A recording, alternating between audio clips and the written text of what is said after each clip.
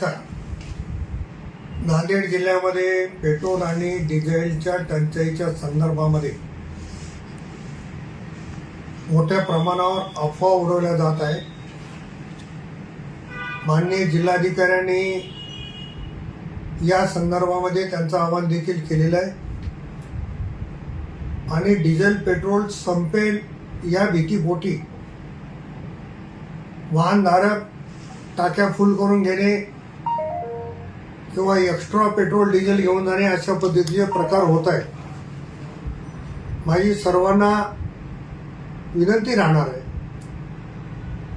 की जिल्हाधिकाऱ्यांनी केलेल्या आव्हानावर विश्वास ठेवून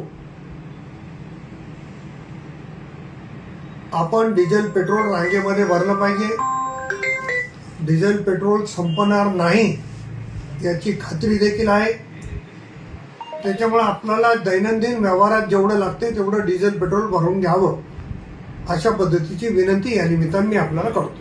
धन्यवाद.